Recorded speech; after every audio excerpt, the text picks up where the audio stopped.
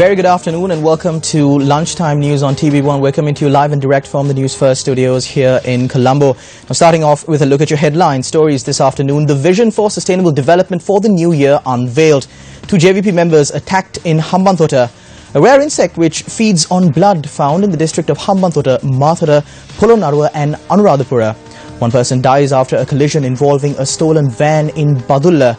And in news from the South Korean scandal, a daughter of Choi Soo-sil arrested.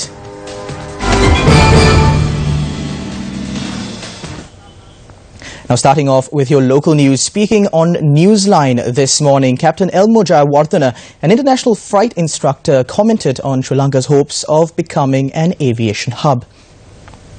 I mean, something is wrong somewhere, right? We can't say that it is a hub. Sri Lanka can be a hub too. Now Sri Lanka wants to be an aviation hub. Like, you want to be an aviation hub with one runway in Katunayaka. You cannot do that.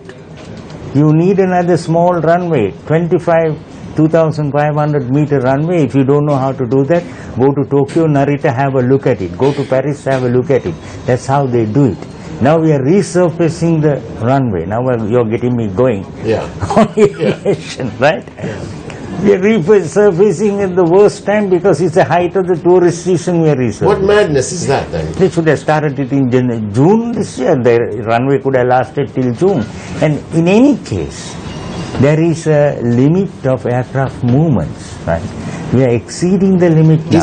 Is this Captain Jayawardena, with your aviation expertise and experience, is this the result of having non-professional people run such important institutions? Probably because all people who don't listen to advice. You take Mattala. I didn't know that till late, and I then wrote an article called Mattala the Magnificent Mistake. I'm not talking about commercial reasons. The man who designed the taxiway in Mattala should be given a prize as the biggest mistake made in modern aviation.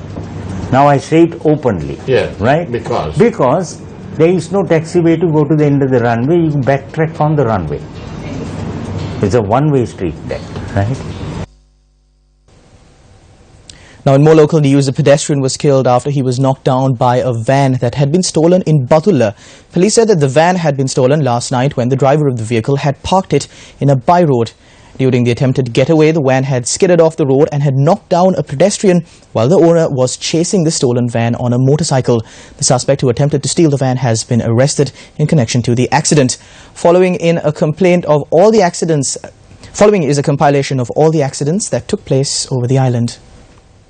A married couple sustained injuries following an accident which took place in Balagola, Digana last night. The collision involved a motorbike and a van which was travelling from Kandy to Digana. The police cited the reckless driving of the van driver as the reason for the accident. Our correspondent added that the driver of the van had fled the scene after the accident, following which investigations were launched by the Balagola police. Meanwhile, 3 persons sustained injuries following a collision between a 3-wheeler and a train at the Anuradhapura Shravasti railway crossing. The railway department said that the train, which was travelling from Colombo to Kankasanture at around 1 a.m. had collided with the 3-wheeler. The collision had taken place as the 3-wheeler had attempted to cross the railway crossing when the railway gate was closed for the train to pass through. The injured have been admitted to the Anuradhapura hospital. 1 person died and 5 others sustained injuries in an accident that took place along the Kandy-Colombo main road in Molagoda. A lorry which was travelling from Kandy to Colombo and a bus travelling from Mathale to Colombo had collided. The driver of the lorry had died at the scene, while 5 persons who were travelling on board the bus, including the driver of the bus, have been admitted to the hospital.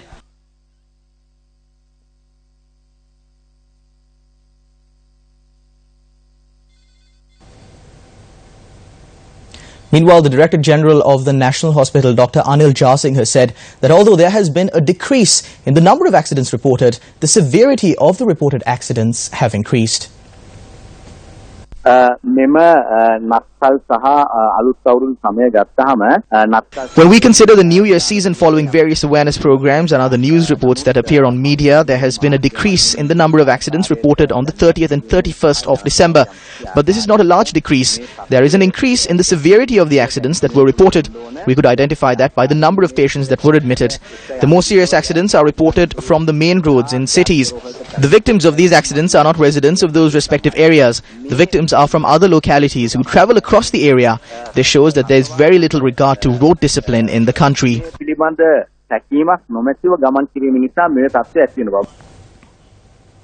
Now, in your top story this afternoon, the ceremony to mark the commencement of a 3-year plan for a sustainable future, dubbed Tirasara Yugayaka Tevasara Arambama, was held under the auspices of President Maithripala Sirisena today. The development vision, which was dubbed Tirasara Yugayaka Jatika Prarthanava, or the nation's wish for sustainable era. The ceremony named Tirasara Yugayaka Jatika Prarthanava was unveiled at the Presidential Secretariat this morning. We need to strengthen ourselves as a country. We need to be more independent as a nation. The trade should be more independent. We need to improve in utilizing our primary resources. In order to see progress in the country's industry and domestic agriculture, we need to improve our exports and the income that comes with it. We need to utilize every strategy possible. Strengthening the current position of power or assuming a role of power should not be the intention. The intention should be to work unitedly as brothers in order to take the country forward. This is where reconciliation plays a huge role. It is important for sustainable development. We can only build a nation through cohesive ties and trust between people. I would like to appeal for your contribution in fulfilling the responsibilities that are entrusted towards the nation. අපේ රට විදිහට අපිට අපේ රට ගොඩනැගීමට සෑම විටම පුළුවන්කම තිබෙන්නේ. අපේ ඔබේ මාතෘ භූමිය වෙනුවෙන් අපේ වගකීම් සහ යුතුකම් ඉතාමත්ම විශිෂ්ට ලෙස ඉටු කරමි කියන ගෞරවණීය ආයාචනය කරනවා. 2015 ජනවාරි 8 වෙනිදා මෛත්‍රීපාල සිරිසේන මැතිතුමා We were able to implement the objective of national development through the appointment of the President to his position on the 8th of January 2015. That is our responsibility. We may have varying ideas, but taking the country forward is our responsibility. Thanking the President and working together towards it, we would like to ask you for your contribution towards this goal. විශේෂයෙන්ම ගරු ජනාධිපතිතුමාට ස්තුති කරමින් ඔබ සියලු දෙනාගේම සහයෝගය මේ කාර්යයට ලබා දෙන ලෙස දෙන්න කියලා ඉල්ලමින් මගේ වචන ස්වල්පය මම මෙන් අවසන්. Now, the event saw the participation of a number of dignitaries, including Prime Minister Ranil Wickremesinghe and former President Chandrika Bandaranaike Kumaratunga. A theme song was also launched on the sidelines of the event. The writing, which bears the signature of the President to fulfill the aim of a sustainable era by the year 2030, was presented to Professor Mohan Munasinghe. Now, moving on to more local news, the Met Department predicts several spells of light showers in the eastern, Uva and southern provinces. According to the Met Department, a few showers are likely in the northern and north-central provinces. Showers or thunder showers will occur in the central, Sabaragamuwa and western provinces and in the Gaul and Mathura district after 2 p.m. The Met Department also predicts fairly strong winds in the southern half of the country. The department also predicts temporarily localized strong winds during thunder showers and advises the general public to take adequate precautions to minimize damages caused by lightning.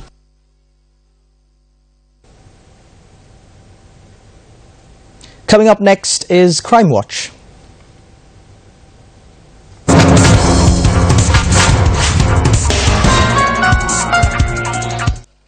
The post-mortem examination of a woman murdered in Borolugoda, Athurugiriya is due to be conducted today. The woman, who was 36 years old and a mother of 2, was found with a slit throat.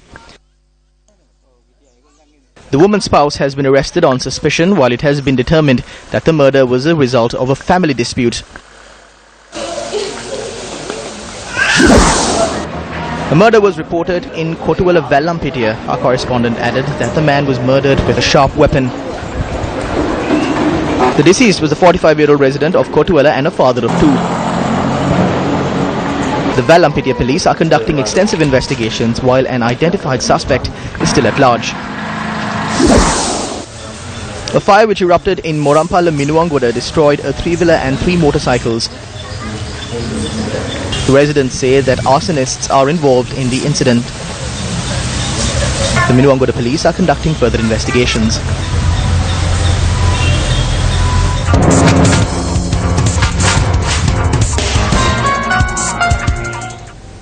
Meanwhile, a boat docked at the Kalido River bank along the Kalu River was set ablaze by a group of individuals this morning. The boat was completely destroyed in the fire. According to the fishermen, the destroyed boat and equipment on board were worth 1.2 million rupees. Our correspondent said that the incident was a result of a prolonged dispute between the fishermen. Police have made one arrest and further investigations are underway into the incident.